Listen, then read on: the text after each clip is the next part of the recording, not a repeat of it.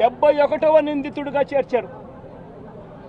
71వ నిందితుడిగా వంశీ పేరును చేర్చారు. అయితే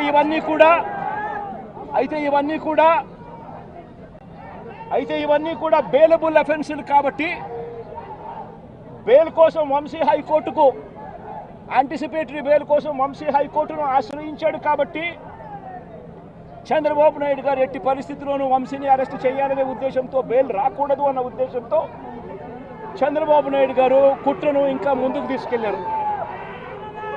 గన్నవరం పార్టీ ఆఫీసును తగలబెట్టే ప్రయత్నం చేశాడు అని చెప్పి మరో ఫాల్స్ కేసు ఒకటి బుక్ చేయడం మొదలుపెట్టాడు.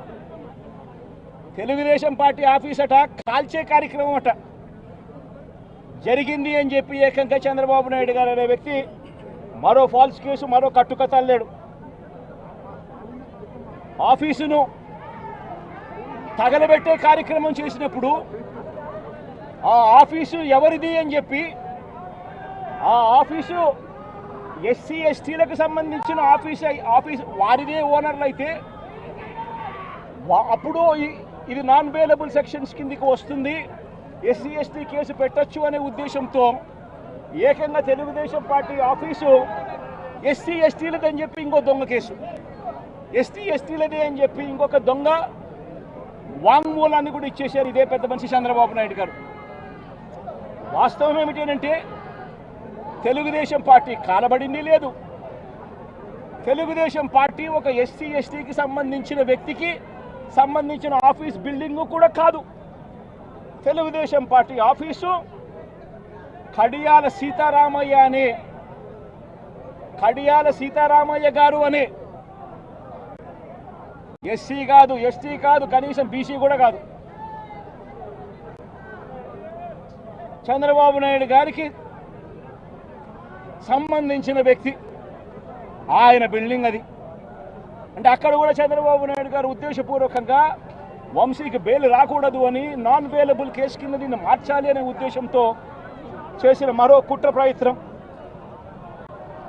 మరోవైపు ఈ కేసులో దాదాపుగా 94 మంది మీద కేసు పెడితే చంద్రబాబు నాయుడు గారు నెలల తరబడి వైఎస్ఆర్సీపీ నాయకులు వేధించాలనే ఉద్దేశంతో ఇంకా 44 మందికి ఇంకా బెయిల్ రాకుండా చంద్రబాబు నాయుడు గారు అడ్డుకుంటా ఉన్నారు.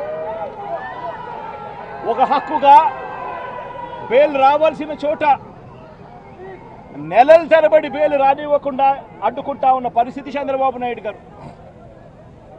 ఇదే సత్యవర్ధన్ అనే వ్యక్తి మెజిస్ట్రేట్ దగ్గరికి తాను వచ్చి జరిగిన ఘటన గురించి మెజిస్ట్రేట్ దగ్గర వాంగ్మూలం తాను ఇచ్చేస్తే మిగతా వాళ్ళందరికీ కూడా బెయిల్లు వస్తాయి అనే ఉద్దేశంతో పోలీసులు చంద్రబాబు నాయుడు గారు ఇద్దరు కూడా కుట్ర పన్ని సత్యవర్ధన్ అనే వ్యక్తిని 20 సార్లు మెజిస్ట్రేటు రమ్మని సమన్లు పంపించినప్పటికీ కూడా ప్రతిసారి దాటేసుకుంటూ రాకుండా ఎగరగొడుతూ పోయాడు. చివరికి జడ్జికు 20వసారికి ఇన్నిసార్లు సమన్లు ఇచ్చినా కూడా ఈ మనిషి రాకపోవడం అన్యాయము అని పోలీసుల మీద గట్టిగా జడ్జి తిట్టి ఖచ్చితంగా సమన్లు ఇవ్వండి, నెక్స్ట్ టైం వచ్చేట్టుగా ఖచ్చితంగా చూసుకోండి అంటే అప్పుడు మరుసటి వాయిదాకు సత్యవర్ధన్ అనే వ్యక్తి తానంతటి తానే